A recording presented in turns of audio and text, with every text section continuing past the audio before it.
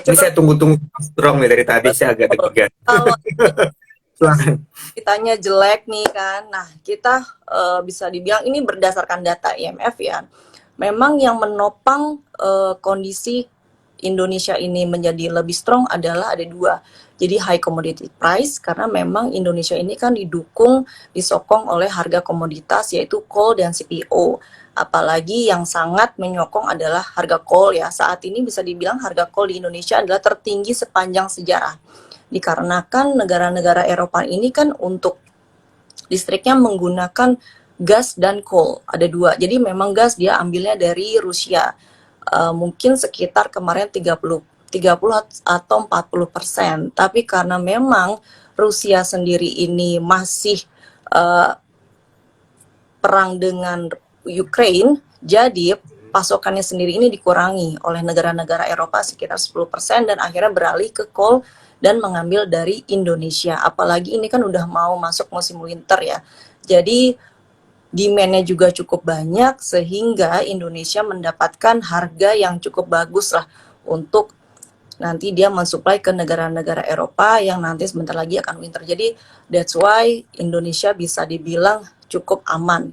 Lalu yang kedua adalah return of mobility. Nah, saat ini kan bisa dibilang jalan tol juga udah mulai penuh dan bisa dibilang sudah mulai macet dengan kembalinya orang beraktivitas WFO, antara anak sekolah, karena bisa dibilang kegiatan sudah kembali normal ya.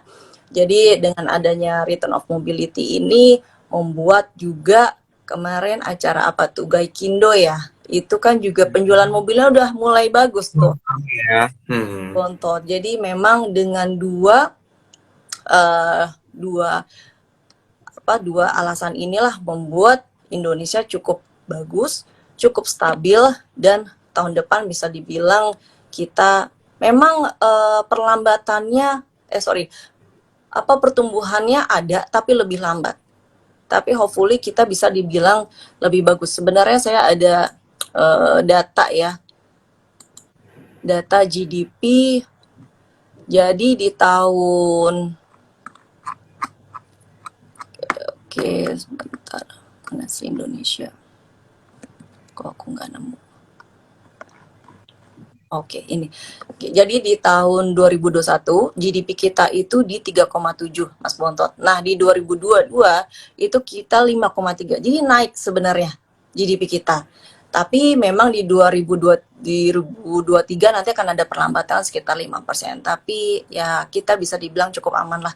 Dan mudah-mudahan terhindar dari resesi. Amin, amin ya robbal alamin. Teman-teman ikutkan amin ya, ikut amin. Saya pengen tahu teman-teman amin. Karena ini informasi ini penting banget dan saya dengar dari Mbak Ayu itu kayaknya jadi angin seger gitu ya.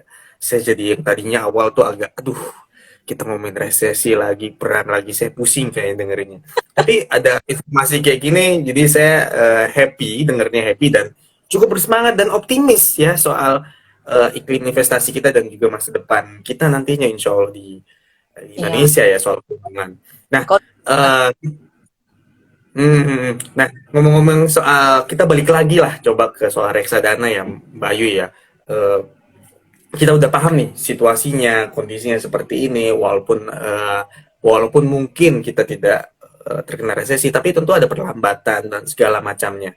Nah, kita ngomongin juga soal investasi. Bagaimana investasi kita menanggapi situasi kayak gitu kan. Nah, sekarang kita juga reksadana. Reksadana ini mungkin bisa dijelasin nggak sebelum kita lebih jauh bagaimana reksadana ini bisa jadi sebuah solusi buat investasi. Tapi mungkin teman-teman sini belum tahu soal jenis-jenis reksadana atau segala macamnya. Mungkin bisa dijelaskan sedikit sama Mbak Ayu. Ya, jadi memang reksadana sendiri ini bisa dibilang seperti wadah ya Mas Bontot, wadah dari kumpulan dana-dana seluruh investor yang nantinya oleh manajer investasi dibelikan berupa barang yaitu saham, baik itu obligasi ataupun juga time deposit. Nah, jadi dari jenis-jenis reksadana sendiri ini cukup beragam saat ini, tapi bisa dibilang kita ambil dari yang paling rendah yaitu reksadana pasar uang, itu risikonya paling rendah. Lalu lanjut lagi naik ke atas itu reksadana pendapatan tetap, isinya hanya obligasi aja.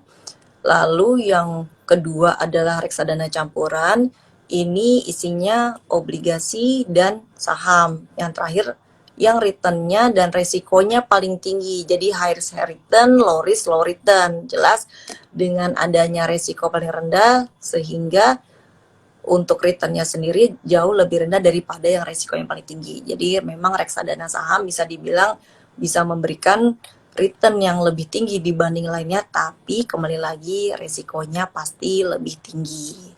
Gitu. Nah, untuk kerja reksadana ini sendiri memang dari nanti kumpulan dana pemodal disetorkan ke kami manajer investasi, salah satunya yaitu Star Asset Management.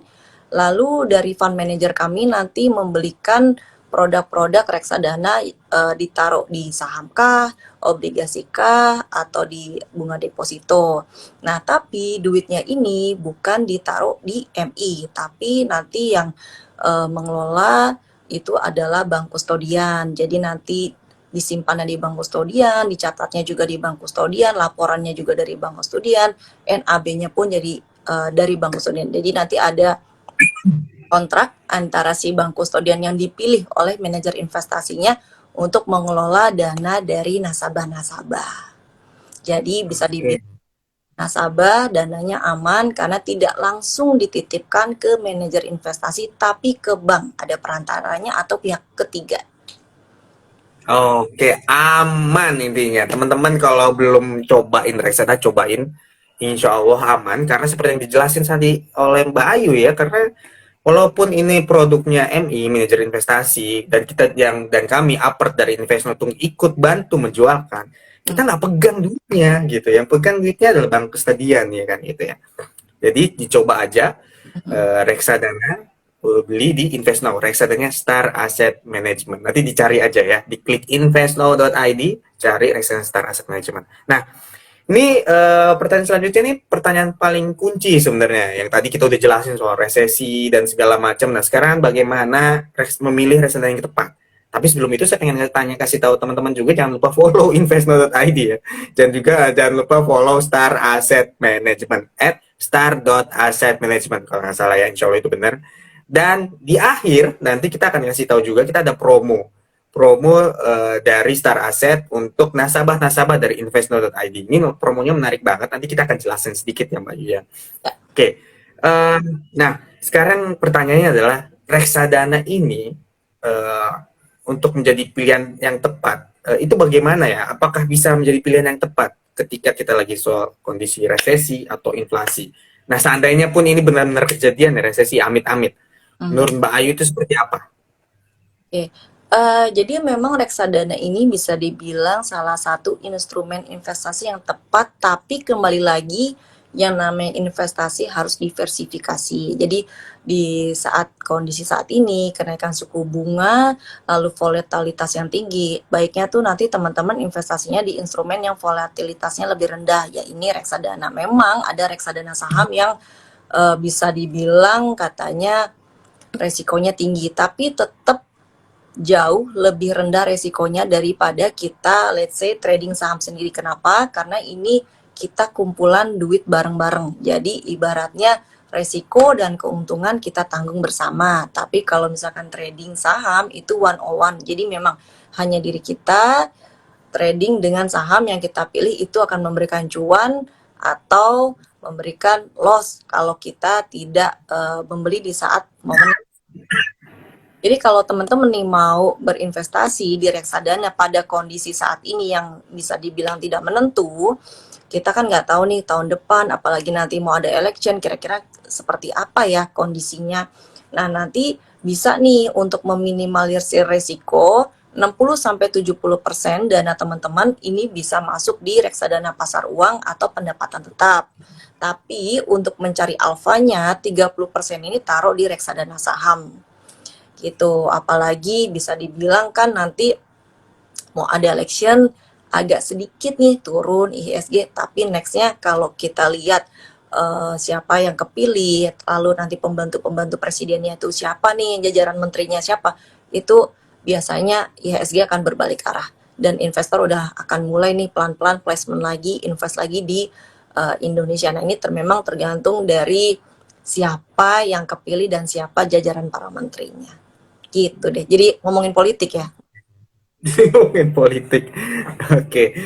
Oke, kita nggak usah jauh-jauh ngomongin politik ya, karena ini belum waktunya, dan kita juga nggak di-endorse oleh pasangan calon manapun.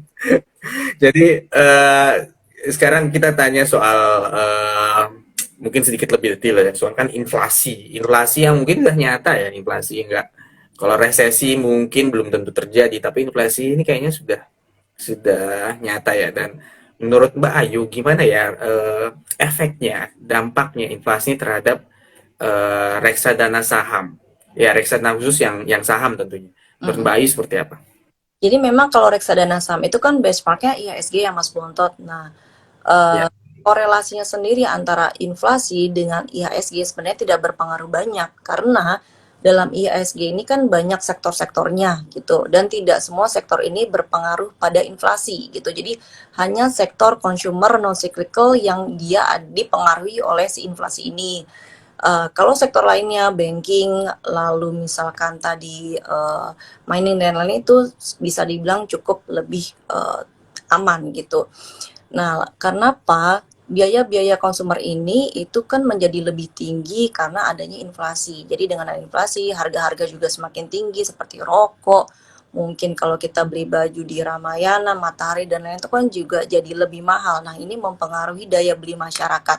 Jadi memang kita lihat sendiri dari reksadana sahamnya ini, kita cek juga kira-kira saham apa yang dimiliki oleh si reksadana tersebut. Apakah ada sektor yang memang ada relatednya dengan inflasi, yaitu tadi consumer non cyclical.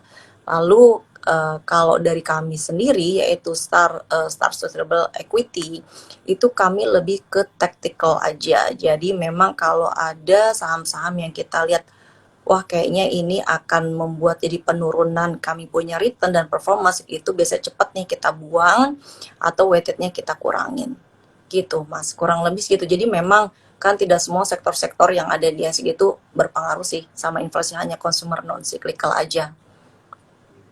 Oke. Sip, sip kalau gitu ya. Ini bikin lebih adem lagi, lebih tenang lagi buat nantinya ya kita investasi reksadana.